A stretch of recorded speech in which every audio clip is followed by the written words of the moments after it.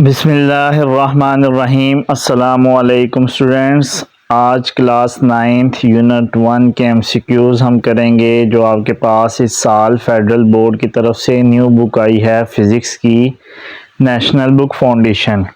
Detail में हम MCQs solve करेंगे। आपको एक्सप्लेन करूँगा एक एक चीज़ के हमारे पास 4 ऑप्शन में से ये वाला ऑप्शन क्यों करेक्ट है और उसकी साइंटिफिक रीज़न क्या है। फर्स्ट एमसीक्यूज है which of the following is not a drive unit, कि हमारे पास इन 4 में से कौन सा ड्राइव यूनिट नहीं है। अब देखते हैं। Number 1 pascal, number 2 kilogram, number 3 Newton, number 4 what. बेटा ड्राइव यूनिट नहीं है, इसका मतलब है इन 4 में से कौन सा ऐसा है जो हमारे पास बेस यूनिट है। पास्कल हमारे पास ड्राइव यूनिट इसलिए है, पहले तो बेटा मैं आपको बता देता हूँ बेस और ड्राइव कौन से होते हैं। बेस क्वांटिटीज़ हमारे पास ड्राइव क्वांटिटीज़ को बनाती हैं और ड्राइव वो होती हैं जो बेस से मिलके बनती हैं। अब देखते हैं पास्कल हमारे पास कैसे एक ड्राइव क्वांटिटी है। फेडरल बोर्ड में पूछा जा सकता है prove that pascal is a drive quantity. देखें बेटा प्रेशर का हमारे पास जो यूनिट होता है वो पास्कल होता है। अब प्रेशर हमारे पास उसका जो फॉर्मूला है force divide by area, pressure is equal to F divide by A. अब फोर्स का हमारे पास यूनिट होता है न्यूटन और एरिया का यूनिट होता है मीटर स्क्वायर। मैंने एरिया का पहले फॉर्मूला लिखा लेंथ मल्टीप्लाई बाय विड्थ। अब बेटा आपको पता होना चाहिए 1 न्यूटन किसके बराबर होता है। फोर्स का फॉर्मूला होता है एम ए, मैस और एक्सेलरेशन, उसे हम न्यूटन भी बोलते हैं फोर्स के यूनिट को। तो न्यूटन होता है के जी एम एस माइनस 2 के इक्वल, आप ये यूनिट 3 में पढ़ेंगे डिटेल में। और लेंथ का यूनिट होता है मीटर और विड्थ का यूनिट होता है मीटर। अब 1 न्यूटन के जी एम एस माइनस 2 के बराबर है। अब आपको पता है के जी हमारे पास क्या है, के जी हमारे पास मैस का यूनिट है और मीटर हमारे पास लेंथ का यूनिट है और सेकंड हमारे पास एस टाइम का यूनिट है। तो ये केजी मीटर सेकंड ये हमारे पास बेस क्वांटिटीज से बने हुए हैं। ये पेज के एंड पे मैंने लिखा हुआ है बेस क्वांटिटीज हमारे पास 7 हैं। Length, mass, time, current, temperature, intensity of light, amount of substance.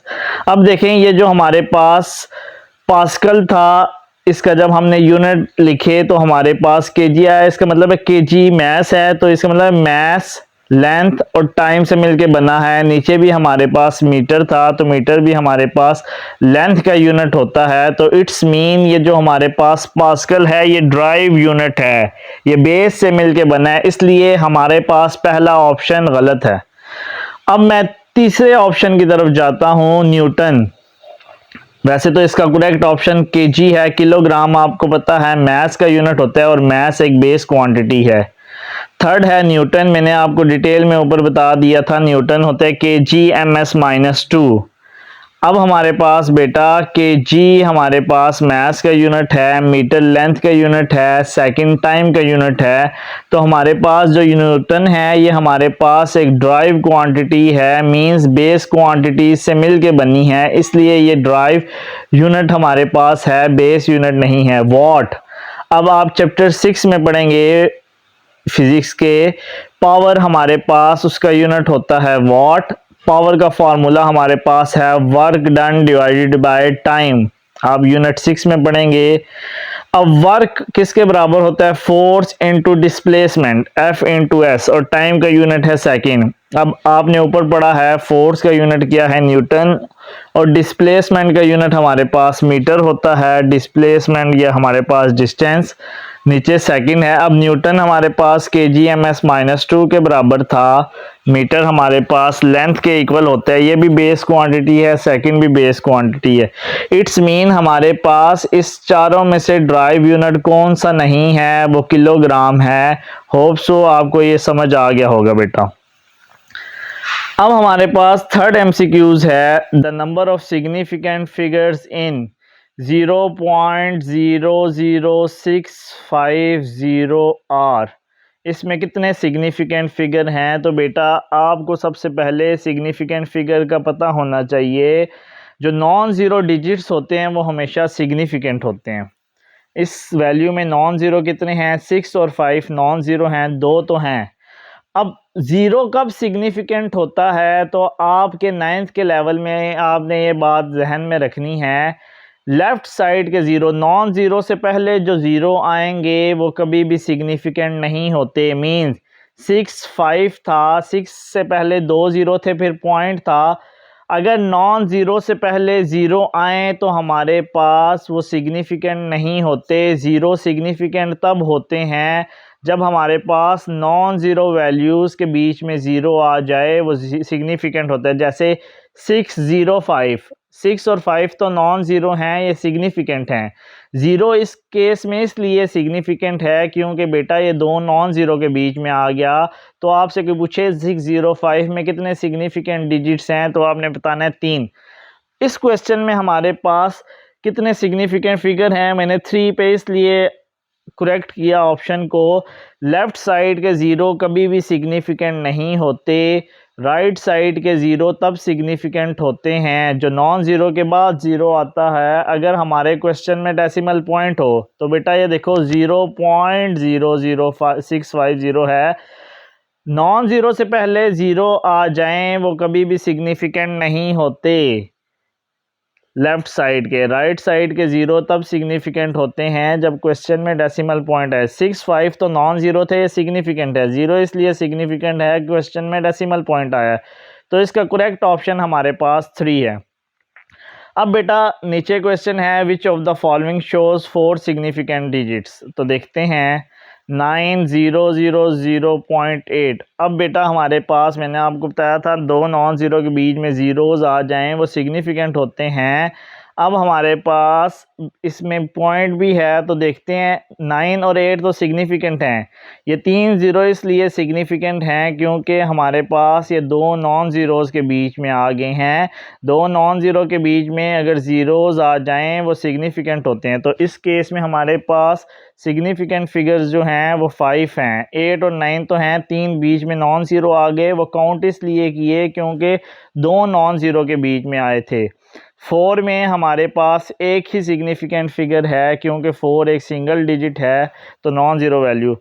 अब सी हमारे पास है 5174.00। अभी मैंने प्रीवियस MCQs में बताया था अगर हमारे पास राइट साइड पे ज़ीरो आ जाएं non zero value, non zero digit के बाद राइट साइड में, और हमारे क्वेश्चन में डेसिमल पॉइंट हो, ये देखो बेटा 5 तो इसलिए सिग्निफिकेंट है, नॉन ज़ीरो वैल्यू है 174, ये 4 तो हो गए। ये दो राइट साइड के ज़ीरो इसलिए हमने काउंट किए क्योंकि हमारे क्वेश्चन में डेसिमल पॉइंट है। अगर क्वेश्चन में डेसिमल पॉइंट हो फिर हमारे पास राइट साइड के ज़ीरो सिग्निफिकेंट होते हैं। ये हमारे पास 6 आ गए हैं।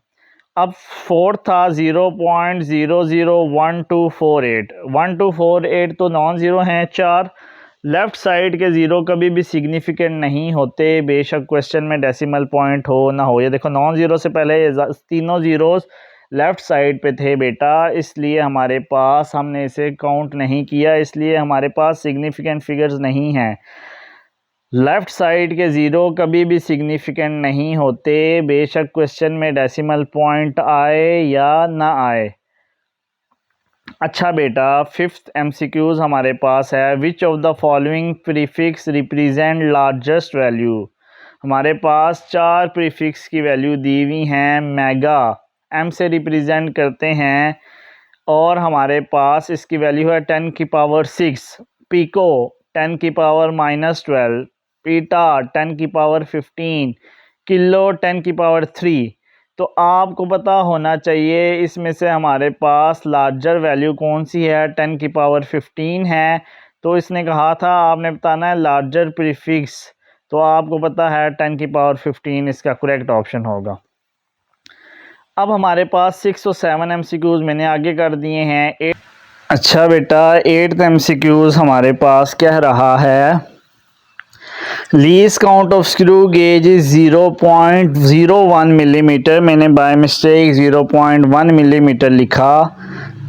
पहले तो आपको पता होना चाहिए कि लीस्ट काउंट स्क्रू गेज का 0.01 मिलीमीटर होता है, वर्नियर कैलिपर का 0.1 मिलीमीटर होता है।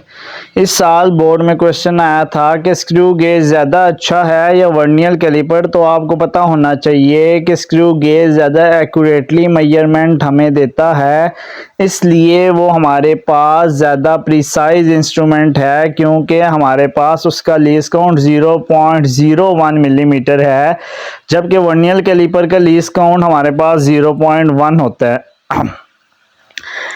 If main scale reading of screw gauge is zero, सबसे पहले ये भी पता होना चाहिए स्क्रू गेज के दो स्केल होते हैं, एक मेन स्केल होता है और एक सर्कुलर स्केल होता है। वर्नियर कैलिपर के भी दो स्केल होते हैं, एक मेन स्केल होता है और एक हमारे पास वर्नियर स्केल होता है। अच्छा बेटा, उसने कहा main scale reading screw gauge की 0 है और and third line of its circular scale coincide with datum line, कि हमारे पास जो सर्कुलर स्केल की थर्ड लाइन है वो हमारे पास कोइंसाइड कर रही है ऊपर डॉटम लाइन के साथ। जब भी इस तरह की चीज़ आए कि कोइंसाइड सर्कुलर स्केल की लाइन कर रही है ऊपर, तो आपने लिखना है सर्कुलर स्केल रीडिंग, इसको कहते हैं।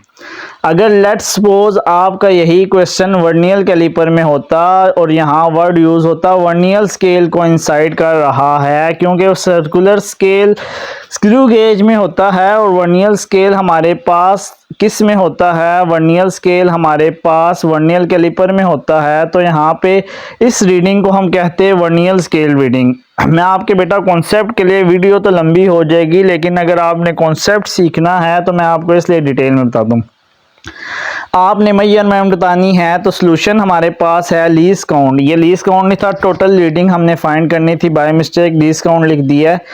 मेन स्केल रीडिंग ये फार्मूला है plus circular scale reading multiply by least count of screw gauge. अगर लेट्स सपोज वर्नियर कैलिपर का क्वेश्चन होता तो main scale reading plus circular scale की जगह आ जाता vernier scale reading multiply by least count of vernier caliper. Screw gauge की बात करिए इसलिए उसके लीस्ट काउंट के साथ मल्टीप्लाई करना है।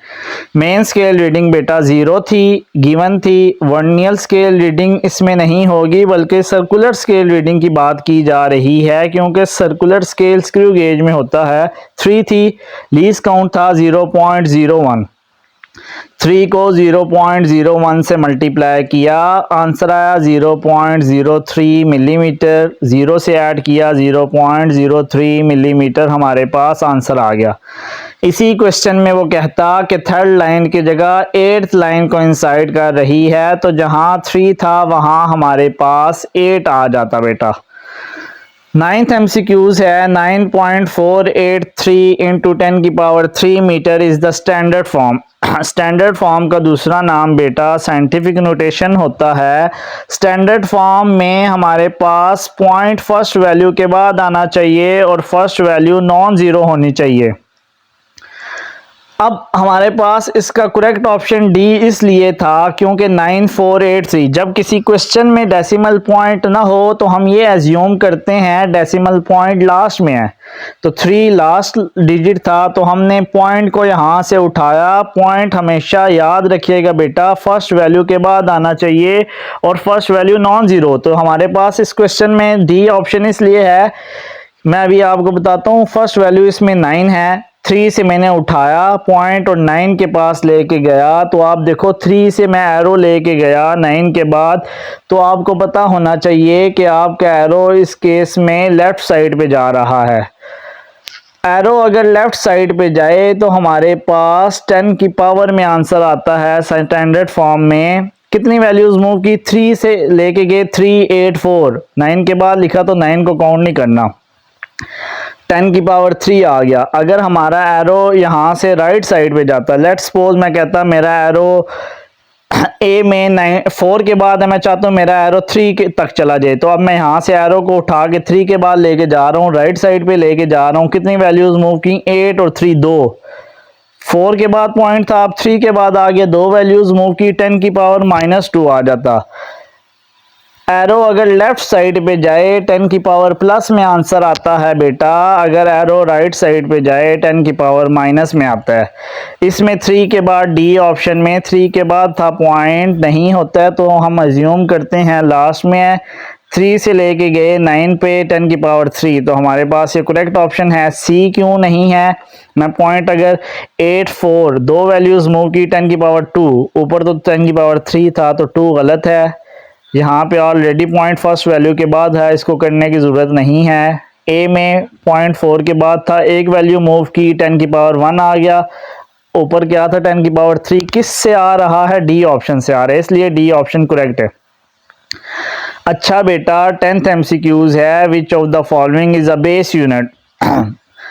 मैंने आपको फर्स्ट एमसीक्यूज में डिटेल में बताया बेस और ड्राइव। बेस क्वांटिटीज़ वो होती हैं जो ड्राइव क्वांटिटीज़ को बनाती हैं, जो किसी पे डिपेंड नहीं करती। ड्राइव क्वांटिटीज़ वो होती हैं जो बेस पे डिपेंड करती हैं और बेस क्वांटिटीज़ से मिलके बनती हैं। कहते हैं इन चार में से हमारे पास बेस कौन सा है? पास्कल नहीं है, क्योंकि प्रेशर का यूनिट पास्कल है। ये मैंने आपको फर्स्ट एमसीक्यूज में डिटेल में बताया।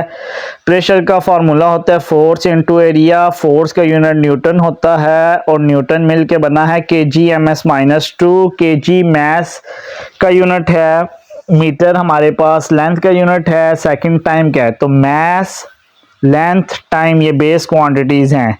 नीचे area length into width, length भी हमारे पास बेस है क्योंकि यूनिट मीटर है, विड्थ का भी यूनिट मीटर है, तो मीटर हमारे पास लेंथ का यूनिट होता है। बेसिकली ये इसमें जितनी भी ये वैल्यूज न्यूटन यूज या लेंथ या विड्थ यूज हो रहे हैं, ये बेसिकली बेस क्वांटिटीज से मिलके बने हैं, इसलिए हमारे पास ये ड्राइव नहीं है। कूलम ये भी बेटा एक ड्राइव इसलिए है, चार्ज का यूनिट होता है कूलम, और चार्ज हमारे पास होता है, उसका formula Q = I × T। I कहते हैं करंट को, T कहते हैं टाइम को। करंट और टाइम एक बेस क्वांटिटीज हैं। अब देखो ये कूलम किससे मिलके बना है? ये बेसिकली बेस क्वांटिटीज से मिलके बना है, इसलिए ये एक ड्राइव क्वांटिटी है। मीटर पर सेकंड। स्पीड होता है distance by time, formula distance होता है मीटर, टाइम होता है second. Metre divide by second, metre का सिंबल m होता है, सेकंड का सिंबल s है, मीटर पर सेकंड आ गया। तो अब ये देखो मीटर किसके है? लेंथ का, सेकंड टाइम का है, तो ये बेस क्वांटिटी से मिलके बना है, तो ये एक ड्राइव क्वांटिटी है। मोल, मोल हमारे पास एक बेस क्वांटिटी है, इसलिए ये करेक्ट ऑप्शन है, क्योंकि अमाउंट ऑफ सब्सटेंस का जो यूनिट होता है मोल है, और अमाउंट ऑफ सब्सटेंस हमारे पास एक बेस क्वांटिटीज है बेटा। तो आपने याद रखना है, इसको याद करने का एक इजी ट्रिक है। टॉल सीमट, टॉल कहते हैं लंबे को, सीमट घर में कोई चीज़ टूट जाए तो हम सीमट का यूज़ करके उसको जोड़ते हैं, मीन्स के कोई प्लस्तर उतर जाए। टॉल सीमट 7 वर्ड हैं, TALL C M T, CMT। T for temperature, A for amount of substance, L for length, L for luminous object, luminous object कहते हैं intensity of light, C for current, M for mass, T for time. Tall C M T ये base quantities हैं, इनके अलावा drive quantities होती हैं। बेटा 11th MCQs में है the number having 1 significant digit. 4 MCQs हैं, कहते हैं इनमें से एक सिग्निफिकेंट फिगर किस में है? तो पहला है 1.1। मैंने अभी पहले बताया था नॉन जीरो डिजिट होते हैं वो हमेशा सिग्निफिकेंट है। 1 भी नॉन जीरो है और दूसरा 1 भी नॉन जीरो है, तो इसमें तो 2 सिग्निफिकेंट फिगर हैं, हमें तो एक सिग्निफिकेंट फिगर चाहिए। 6.0 ये भी 2 हैं, क्यों? मैंने बताया था राइट साइड का 0 सिग्निफिकेंट तब होता है जब क्वेश्चन में डेसिमल पॉइंट हो। लेफ्ट साइड का 0 कभी भी सिग्निफिकेंट नहीं होता, बेशक क्वेश्चन में डेसिमल पॉइंट हो या ना हो। अगर ये होता 0.6 तो 0 लेफ्ट साइड पे था, नॉन जीरो से पहले 0 था, तो उसका सिग्निफिकेंट फिगर था 1। 6.0 है तो हमारे पास अब सिग्निफिकेंट फिगर कितने हैं? 2। 0 काउंट इसलिए हुआ क्योंकि 0 नॉन जीरो के बाद है और क्वेश्चन में डेसिमल पॉइंट है। 7.1, 7 भी नॉन जीरो है, 1 भी नॉन जीरो है, ये भी 2 है। डी इसलिए है 10 की पावर जो होती है उसे हम सिग्निफिकेंट डिजिट्स में काउंट नहीं करते, तो 6 एक ही नॉन जीरो है, तो हमारा करेक्ट ऑप्शन ये है। 12th एमसीक्यूज है ratio of millimetre to micrometre is. Millimetre से माइक्रोमीटर की रेशो आपने बतानी है। रेशो कहते हैं दो चीज़ों को डिवाइड करने को। मिलीमीटर की प्रीफिक्स में वैल्यू होती है 10 की पावर -3, माइक्रोमीटर की होती है 10 की पावर -6। अब मिली 10 की पावर -3 नीचे 10 की पावर -6 है, बेसिस सेम हो, पावर्स क्या होती हैं ऐड। पहले तो -6 से ऊपर जाके क्या हो जाएगा +6, ठीक है। अब इनको ऐड करना है +6 -3 में से +6 गए तो आंसर आ गया 3, 10 की पावर 3000 और हमारे पास मीटर इसके साथ आ गया। बेटा यहाँ पे क्वेश्चन होता है ratio of nanometre to micrometre, let's suppose, या मिलीमीटर टू नैनोमीटर। तो नैनो की 10 की पावर -9 आती, -9 ऊपर जाता +9 हो जाता, बेसिस सेम है, पावर्स ऐड होंगी, +9 -3 10 की पावर 6 मीटर आ जाती। अच्छा बेटा 13 MCQs भी इम्पोर्टेंट है। MCQs है 0.2 millimetre is in unit of metre. आपने 0.2 मिलीमीटर को मीटर में लिखना है। पहले तो मिली की जगह मैंने प्रीफिक्स यूज़ किया, वो आ गया 10 की पावर -3। अब बेटा आपको पता है 0.2 है, मुझे ऑप्शन में देखना है क्या ऑप्शन है। इसको अगर मैं साइंटिफिक नोटेशन में लेके जाऊं तो थोड़ी देर पहले बताया साइंटिफिक नोटेशन में पॉइंट फर्स्ट वैल्यू के बाद आता है। शर्त ये है फर्स्ट वैल्यू नॉन ज़ीरो हो। ये तो फर्स्ट वैल्यू नॉन ज़ीरो हमारे पास नहीं है, ज़ीरो में है 0.2। अब मैं पॉइंट को वो यहाँ से मूव करके 2 के बाद लेके जाना चाहता हूँ और आपको थोड़ी देर पहले बताया अगर आपका एरो राइट साइड पे जाए तो 10 की पावर माइनस में आंसर आता है। पॉइंट के बाद एक वैल्यू मूव की तो 10 की पावर -1 आया, ऊपर 10 की पावर -3 मिली था, बेसिस सेम हो, पावर्स ऐड होती है -1 +3 -4 मीटर। तो 0.2 मिलीमीटर का जो ऑप्शन था वो मेरे पास 2 × 10 की पावर -4 के इक्वल बना। अब देखते हैं ए ऑप्शन है 0.002 मीटर, तो ये भी ठीक है। क्यों ठीक है बेटा अभी मैं बताता हूँ, इसका करेक्ट ऑप्शन भी बताता हूँ। देखो पॉइंट 0 के बाद है, साइंटिफिक नोटेशन में पॉइंट फर्स्ट वैल्यू के बाद आता है और फर्स्ट वैल्यू नॉन ज़ीरो है। मैं पॉइंट को यहाँ से शिफ्ट करूँगा 2 के बाद, एरो राइट साइड पे मेरे पास जा रहा है और जब भी एरो राइट साइड पे जाए 10 की पावर माइनस में आंसर आता है। कितनी वैल्यूज़ मूव की 4, 0 के बाद 3 0 थे और 2 के बाद लेके गया 2 × 10 की पावर -4। इसका मतलब ये भी ठीक है। दूसरा उसने लिखा है 2 × 10 की पावर -4। अक्सर बच्चे जल्दी में ए या बी को कर देंगे। इसका correct option both A and B है। ए भी तो ठीक है, बी भी तो ठीक है, तो इसका करेक्ट ऑप्शन सी है, क्योंकि MCQs में एक आपने करेक्ट ऑप्शन चूज करना होता है। तो इसका correct option both A and B है। 6 MCQs मेरे से रह गया था, बता देता हूँ। माइक्रोमीटर कहते हैं, स्क्रू गेज को हम माइक्रोमीटर भी कहते हैं। वो यूज़ होता है लेंथ को मेजर करने के लिए, करंट, फोर्स, मास को मेजर करने के लिए नहीं होता। तो 6 का MCQs का ऑप्शन लेंथ है। लास्ट MCQ 7th रह गया था।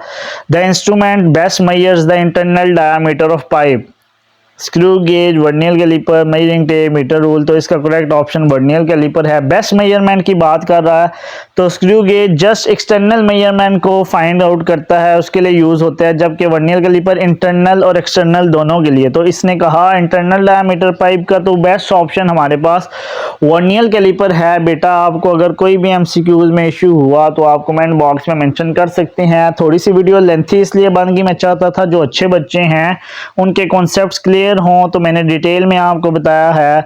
अगर किसी बच्चे को significant figure, standard form, prefix इसमें इशू है तो मैंने अपने YouTube चैनल पे ऑलरेडी वीडियोस अपलोड की हुई हैं। होप सो आपको ये चीज़ें समझ आ गई होंगी। अगर आपको कोई इशू हुआ तो आप कमेंट बॉक्स में मेंशन कर सकते हैं। Thank you so much. Allah हाफिज़।